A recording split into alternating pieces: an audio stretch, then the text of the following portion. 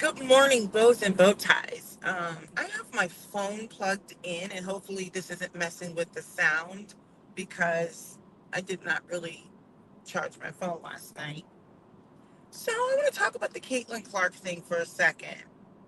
I titled this Two Things Can Be True or something like that. I don't know. I'll fix the title later, put a thumbnail on it later. So, listen,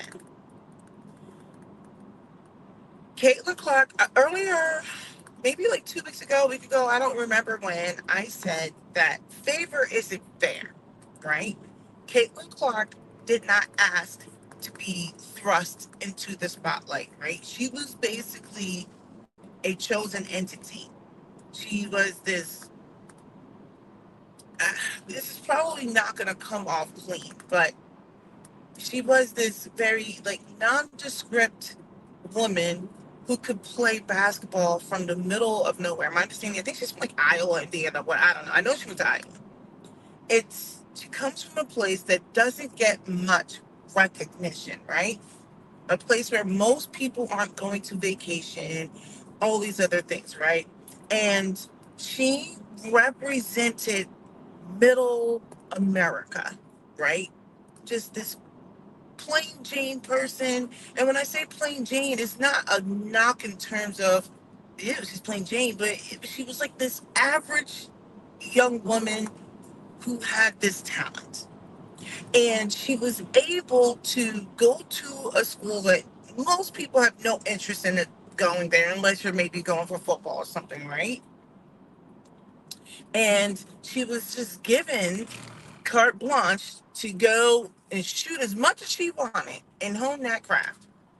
Now, with that being said, she is a wonderful basketball player. Um, but we have to be honest about a couple things. One, that program, that coaching and everything allowed for her to be even more amazing, right? It was the Caitlin Clark show. And I don't think there's anything wrong with it. Number two, I know this is going to seem like I'm knocking these young ladies from Iowa. And I have a point to this. I want you guys to listen.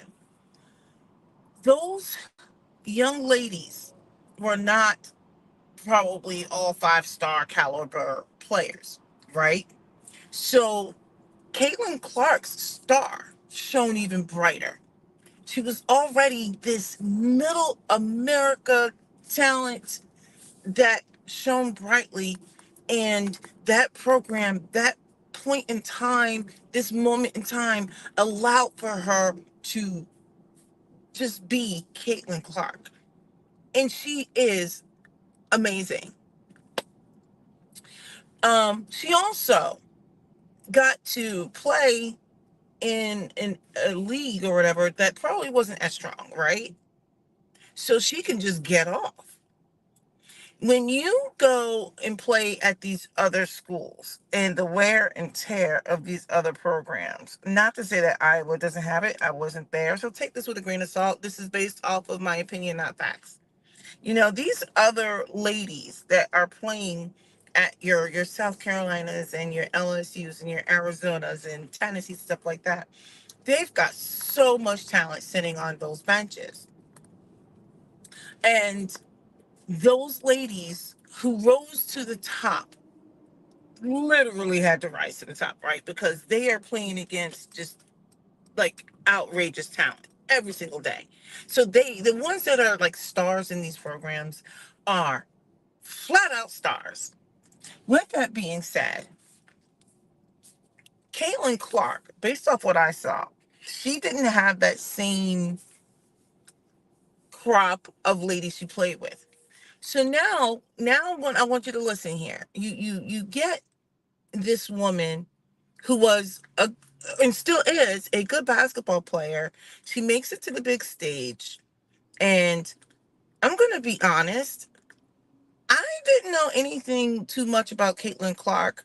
I primarily focused on South Carolina, a little bit on Angel Reese before, right? As the women's game started becoming more popular. A teeny bit on Haley Van Lith. Not really. I just thought she was just this pretty girl with the two braids. I was like, who's that girl? I never really paid attention to Caitlin Clark, not too much until the whole Angel Reese thing. Now, everyone will make it seem like Caitlin Clark was this big star before, and then she literally was not. Like, I didn't pay attention to her. I was like, oh, who's that? And then I started watching her, and I was like, this woman is fantastic.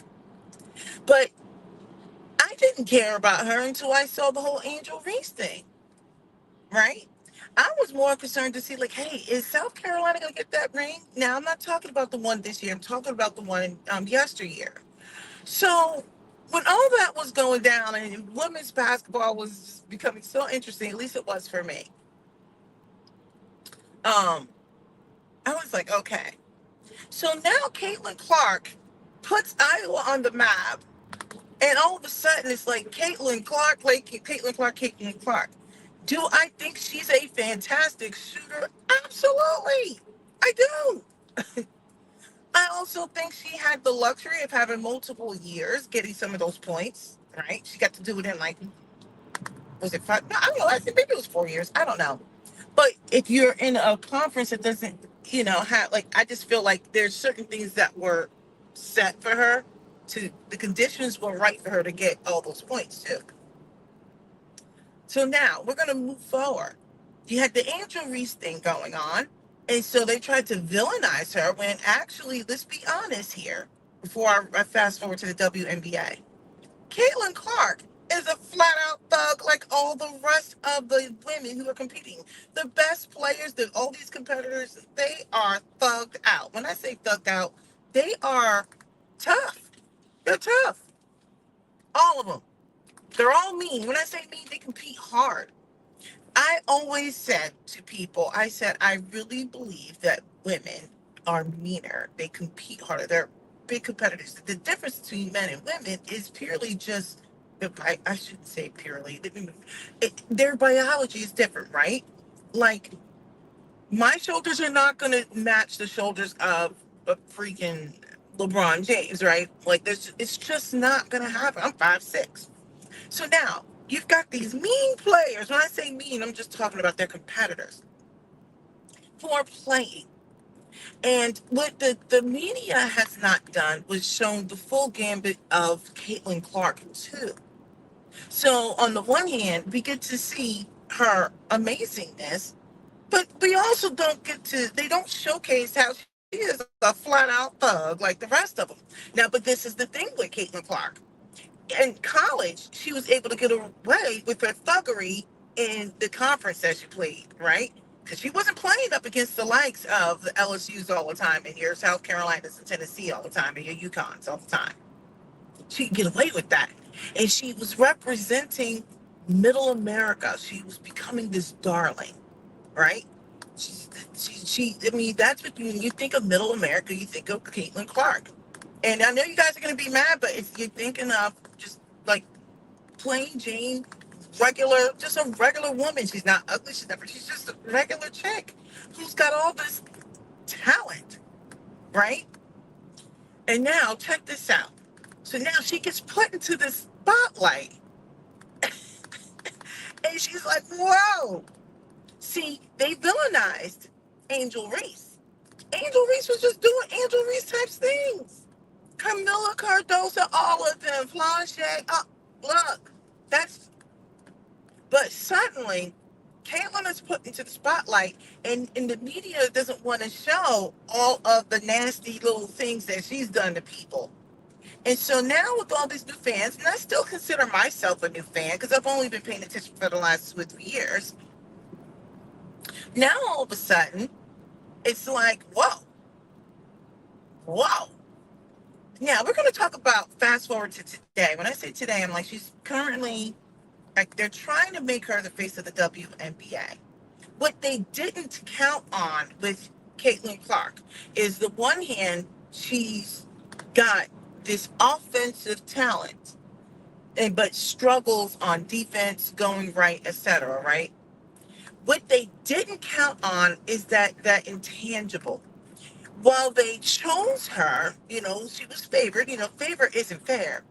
They didn't count on the fact that she doesn't know how to win over en masse. You have to have mass crossover appeal. Right now, she has mostly white middle America appeal. Now you'll find people on the outskirts and the edges on the coast and stuff like that.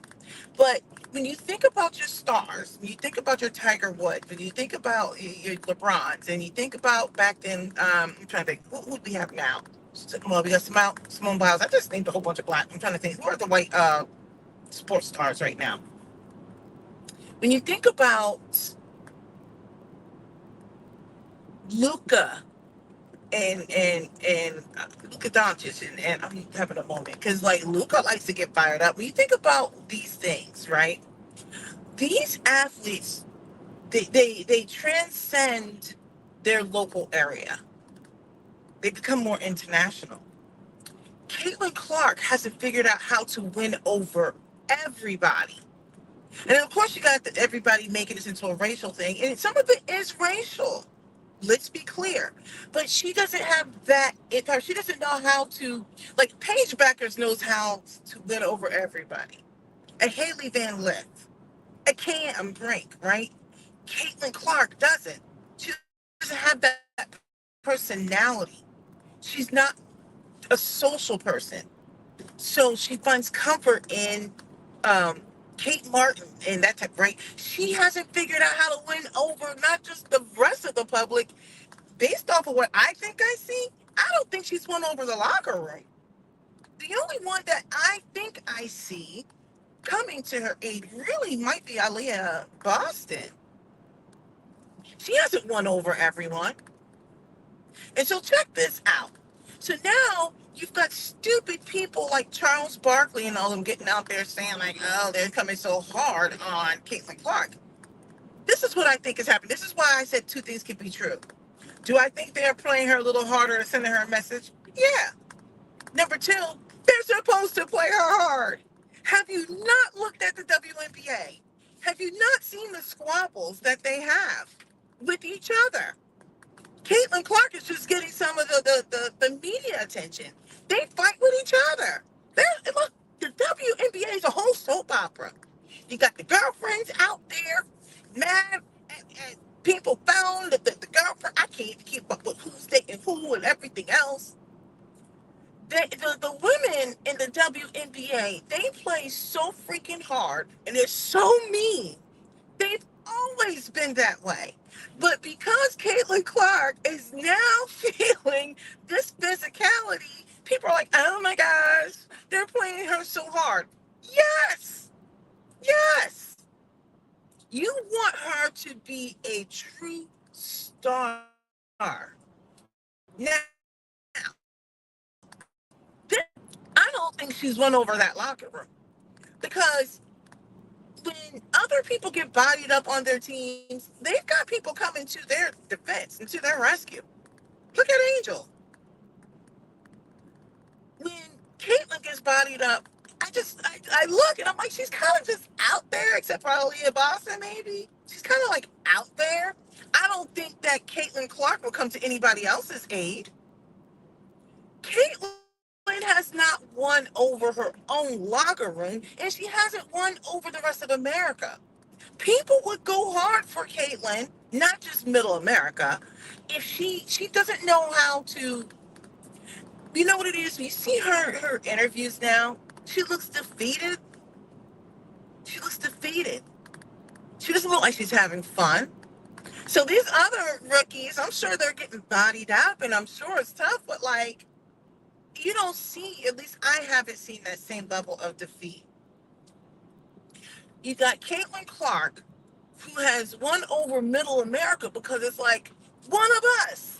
And let me just say for the record, I want to make it clear. This is going to be a very racial thing where it's going to seem like I'm pro-white for a second. I'm just pro-people.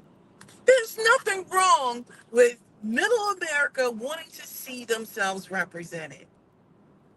And Caitlin Clark's a good player. There's nothing wrong with them saying, hey, we've got a young white woman playing, and I believe the league is dominated by black women. There's nothing wrong with that because when Tiger came out, We were like, tiger, right? Now look at gymnastics. Black women, well, I would just say minorities really, but black women have taken over gymnastics. They have flat. It was a hostile takeover, hostile, hostile takeover. We were happy to see ourselves represented, and so now when Caitlin Clark comes into the WNBA, and you've got people from Iowa and Indiana and all the flyover states that no one wants to visit unless they're going to like one of the national parks or something. Beautiful country. I mean, like, countryside, but like nobody's trying to like go there like on purpose all the time, except for those who want to be out in the wilderness or something. I said what I said. Um, like they see themselves represented, and I don't think there's anything wrong with it. Like, since when is that wrong? I just think Caitlyn hasn't figured out how to win over America. She's got middle America, white people. She doesn't have America. She doesn't. And that's why it's becoming so racially divided. She doesn't know how, she doesn't have that swagger. She doesn't have it. She has to figure it out. And she needs to figure out her own locker room. You cannot tell me that she has won over the locker room. I'm like, because she is out there. That's why she looks so broke, busted, and disgusted every time she's giving an interview. Heads down. She looks like she's going to cry and carrying on. Now, look, you had stupid Emmanuel Acho when people were coming for Angel Reese, and he was getting on her for crying and being upset, and it's tough, right? Don't get me started on Emmanuel Acho. He just sounds like he's Mr. Step and Fetch. Like, okay. But now you've got Caitlin Clark out there, and everybody's like, you gotta take it easy on her. I'm like, no, we don't. You don't have to take it easy on her. I don't like the cheat shots. I mean, the girl didn't have to foul her for no reason. I'm like, why would you? Like, what is happening here? You don't have to take it easy on Caitlin Clark. What is going on here? What is going on here? What is going on? If you hit me. Anyway, so I'm just kind of like, okay, we're not going to take it easy on Caitlin Clark. However, she has to figure out, how do I win over my locker room? That's what she needs to do. Starts in the locker room. It starts with the rest of America. So when I was talking about the WNBA marketing, right? This is the thing. I'm going to circle back to this for a second, and I'm going to wrap this up. They needed, and just stick with me for a second. Right now, while it's high, you need marketing from the WNBA. It needs to be in your face, even down to the clothes, right? Like I made the comment in one of my videos. I don't want to be marketed to like I'm some dude, right? Because they're showing a lot of the women out there with very masculine characteristics, right? And I know people are going to get mad at me for calling a thing a thing. The fact of the matter is, you want to bring in new viewers, and I don't want to see people who are going to act like dudes in the WNBA all the time. Like, you want to see them, but I want to see the ones who are like the women too, right? I don't care who's doing who and who likes each other. I don't care. What I want to see, and I'm going to circle back to Caitlin. You need to market these young ladies, the old ones too. And right now with this rookie class, you got Angel Reese, who has done a fantastic job of dubbing herself the Barbie. And she is like a little walking Barbie. Bayou Barbie, Shy Barbie. She's everything Barbie. There needs to be Barbies out. Barbies. And Barbie needs to have a contract with her, make sure that she has the font and everything, the Barbie font. And check this out. You got to market the Barbiness, the skin stuff. She's into all that girly stuff, right? You got to have a skincare line, Barbie, and cute clothes, bedazzled tank tops, and because the little black girls are looking too. Because I know my daughter would be like, I want one. I remember when we were talking about basketballs, I didn't even know that Caitlin Clark was going to be repping Wilson. But the Wilson basketballs, those should be readily available for these young ladies, right? And it shouldn't be like $50, right? You got to get it in the hands of the people. Look, now you got Cam Cam. I don't know why I call it Cam Cam. Does anybody else call it Cam Cam? Cam Brink. Legs all day. They need to be advertised in shorts or something that, look, put it out there. Put it out there. Now, I know they're going to get over-sexualized. And I'm like, she's got these long, beautiful legs, and she likes to glam it up. Give her something. Caitlin. Somebody like a Caitlin, what do you do for her? You tone her down. You give her a sports drink or something. You can give Angel and all them sports drinks. Give them Gatorade, Powerade, body armor, all that, whatever. You need to give Caitlyn something that can resonate across everybody. She's not going to be glam. You remember, you want to bring in new viewership. I think most of the viewers are men for the WNBA, right? You want to bring in new viewers. Women in general are not trying to watch two butch dudes dude it out. The best thing they started doing was watching or showing the clips of these young WNBA players coming into their games and trying to see what their fit looks like. I'm sure some of them are not interested in participating, but that's what people want to see. I know I do. I do. They showed Caitlin Clark coming in with a red outfit and heels on, and she looked so uncomfortable, like she didn't even know how to hold the purse. That doesn't look like that's her. You can bring her in with some cute athletic gear. And what the point where I'm going with all that, with the marketing and everything else. Now we're gonna wrap this up. Caitlin Clark did not ask to be the face of the WNBA. She was chosen. Favor isn't fair, but there's a way to capitalize on it. I don't know who her PR department is, but I'll tell you what, she hasn't figured out how to capitalize on it. She doesn't really know how to help grow it. She doesn't know how. She doesn't have the personality. She doesn't. You almost have to play on the fact that she doesn't have the personality. They used to do that with the guy from the Spurs. I'm having a brain down. Retired guy, big old goofy looking. The light skinned guy. What the heck is his name? Famous guy, big guy. He was like the center or something for the Spurs. No personality, no facial movement. You would think he was like shot up with a bunch of Botox or something. The heck is his name? Tim Duncan. There we go.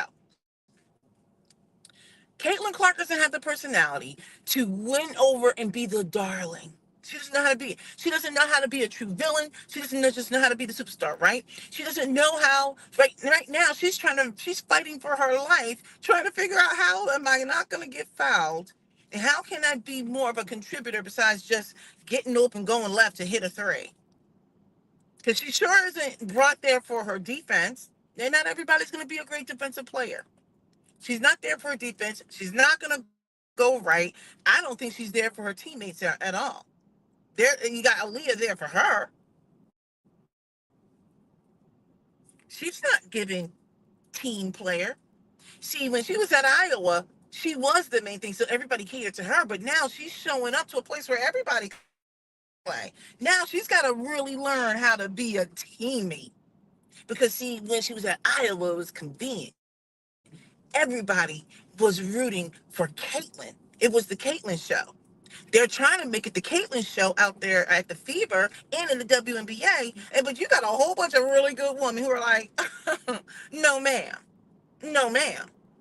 Because when you got that level, that caliber of talent, everybody's got an ego. I know I would have an ego.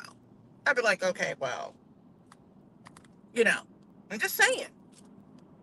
I'm like, well, look, I'm going to play defense on you. So, and I'm going to shoot this in your face. You know what I mean? Like, I would be just I do think they take some cheap shots at her, but I think they all take cheap shots at each other. I can't even talk about how to be a teammate. Win over her locker room. It starts there. They don't look like they have any chemistry at all.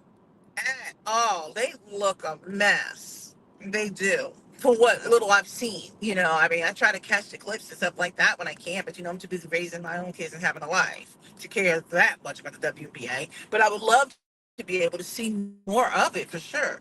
But the way they're marketing this, they're trying to make her the darling, and she doesn't know how to be in that role. What she is showing is that she's trying to act like she's this damsel in distress. That's not going to work because they've already made this a racial thing. And there and some of it's not bad racism stuff. I don't think there's wrong with being a white person wanting to see white middle America represented. There really isn't. Like, I don't even care. I don't even care. Do I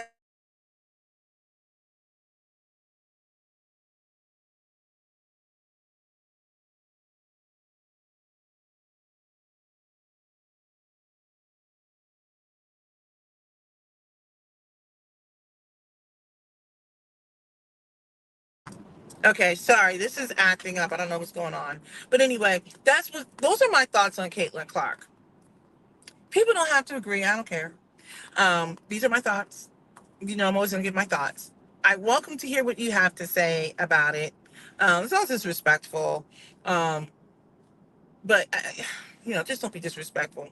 Caitlin Clark they have to figure out how they're gonna market her.